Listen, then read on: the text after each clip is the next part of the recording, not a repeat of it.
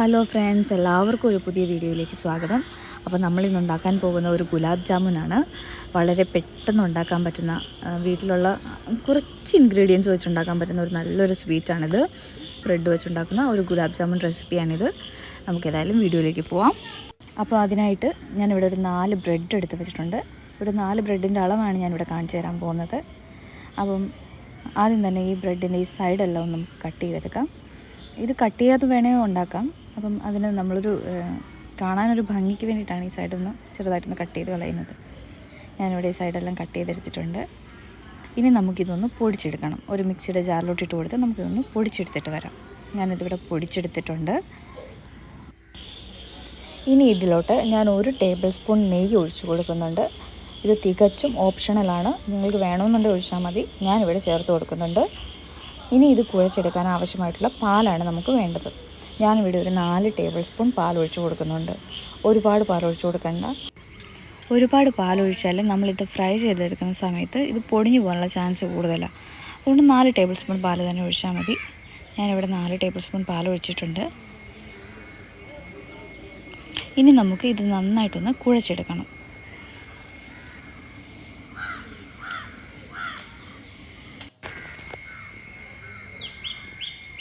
ഞാനിതിവിടെ കുഴച്ചെടുത്തുകൊണ്ട് വന്നിട്ടുണ്ട്. ഇനി നമുക്കിത് ചെറിയ ചെറിയ ബോൾസ് ആക്കിയെടുക്കാം. ഞാനിവിടെ ചെറിയ ബോൾസ് ആക്കിയിട്ടുണ്ട്. എനിക്കിവിടെ ചെറിയ 6 ബോൾസ് കിട്ടിയിട്ടുണ്ട്. വിള്ളലൊന്നുമില്ലാതെ നല്ല സോഫ്റ്റായിട്ട് വേണം നമുക്ക് ബോൾസ് ആക്കിയെടുക്കാനായിട്ട്. ഇല്ലെങ്കിൽ നമ്മൾ ഫ്രൈ ചെയ്യുമ്പോൾ ഇത് പൊടിഞ്ഞു പോകും. ഇനി നമുക്ക് ഷുഗർ സിറപ്പിന് ആവശ്യമായ സാധനങ്ങൾ കൂടി അടുപ്പിച്ച് വയ്ക്കാം. അതിനായിട്ട് ഞാനിവിടെ ഒരു പാത്രം എടുത്തിട്ടുണ്ട്. അതിലോട്ട് ഞാൻ ഈ ബൗളിൽ ഒരു 1/4 ബൗൾ പഞ്ചസാരയാണ് എടുത്തിരിക്കുന്നത്. ഇത് നമുക്ക് പാത്രത്തിലോട്ട് ഇട്ട് കൊടുക്കാം. ഈ സെയിം പാത്രത്തിൽ തന്നെ ഒരു 1/4 ബൗൾ വെള്ളം കൂടി ഞാൻ എടുക്കുന്നുണ്ട്. ഇതുകൂടി നമുക്ക് ഈ പഞ്ചസാരക്കകത്തോട്ട് ഒഴിച്ചു കൊടുക്കാം. ഇനി ഫ്ലേവറിനായിട്ട് ഞാനൊരു 4 ഏലക്കയുടെ തൊലി കളഞ്ഞിട്ട് കുരു മാത്രം ഇട്ട് കൊടുക്കുന്നുണ്ട്. ഇനി നമുക്ക് സ്റ്റൗ ഓണാക്കിയിട്ട് ഒരു പാത്രം വച്ച് കൊടുക്കാം. അതിലോട്ട് ആവശ്യത്തിന് എണ്ണ ഒഴിച്ചു കൊടുത്തിട്ട് എണ്ണ നന്നായിട്ട് ചൂടാവാനായിട്ട് വെയിറ്റ് ചെയ്യാം. എണ്ണ നന്നായിട്ട് ചൂടായി കഴിയുമ്പോൾ നമുക്ക് ലോ ഫ്ലെയിമിലോട്ട് ആക്കി കൊടുക്കണം. അതിനുശേഷം നമ്മൾ ഉണ്ടാക്കി വെച്ചിരിക്കുന്ന ഓരോ ബോൾസ് ഇട്ട് കൊടുക്കാം. എണ്ണ ഇവിടെ നന്നായിട്ട് ചൂടായി വന്നിട്ടുണ്ട്. ഞാൻ ഫ്ലെയിം കുറച്ച് വെച്ചിട്ടുണ്ട്. ഇനി ഓരോ ബോൾസായിട്ട് നമുക്ക് ഇതിലോട്ട് ഇട്ട് കൊടുക്കാം.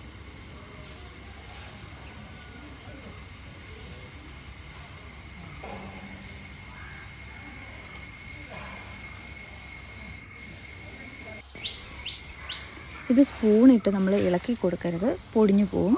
ഇടയ്ക്ക് അങ്ങോട്ടും ഇങ്ങോട്ടും ഒന്ന് തിരിച്ച് മറിച്ച് ഇടുകയേ ചെയ്യാവുള്ളൂ. അതും സോഫ്റ്റായിട്ട് ഇടാവുള്ളൂ. ഇവിടെ കളറ് മാറി തുടങ്ങിയിട്ടുണ്ട്. ഞാനിത് തിരിച്ചിട്ട് കൊടുത്തിട്ടുണ്ട്. ഇനി അല്പം കൂടി ഡാർക്ക് കളറായി കഴിയുമ്പോൾ നമുക്കിത് കോരിയെടുക്കാം. ഇവിടെ ഇതായിട്ടുണ്ട്. ഈ പരുവാകുമ്പോൾ നമുക്കിതെല്ലാം കോരിയെടുക്കാം. ബോൾസ് എല്ലാം ഞാനിവിടെ കോരിയെടുത്ത് വച്ചിട്ടുണ്ട്.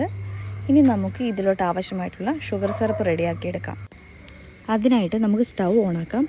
അതിനുശേഷം നമ്മൾ എടുത്തു വെച്ചിരിക്കുന്ന പഞ്ചസാര നമുക്ക് നന്നായിട്ടൊന്ന് തിളപ്പിച്ചെടുക്കണം.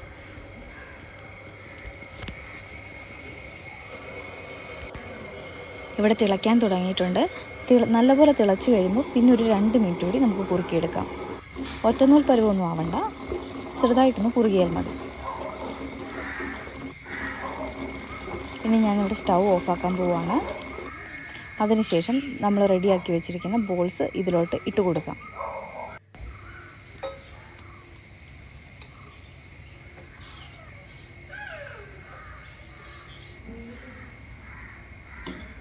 ഞാനിവിടെ എല്ലാ ബോൾസും ഇട്ട് കൊടുത്തിട്ടുണ്ട്.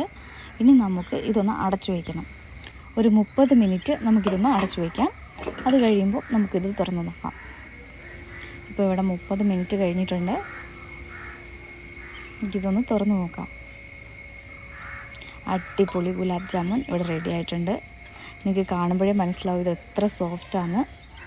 നമ്മുടെ ഷുഗർ സിറപ്പ് എല്ലാം ഇതിലായിട്ടുണ്ട്. നിങ്ങളെല്ലാവരും ഇതൊന്ന് ട്രൈ ചെയ്ത് നോക്കണം. വളരെ സിമ്പിളായിട്ടുള്ള റെസിപ്പിയാണ്. അപ്പം വീഡിയോ നിങ്ങൾക്ക് ഇഷ്ടമായെന്ന് വിചാരിക്കുന്നു.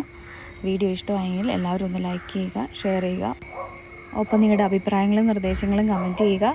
പിന്നെ ഇതുപോലുള്ള സിമ്പിളായിട്ടുള്ള റെസിപ്പീസിനായിട്ട് ഈ ചാനലൊന്ന് സബ്സ്ക്രൈബ് ചെയ്യുകയും കൂടി ചെയ്തേക്കണേ.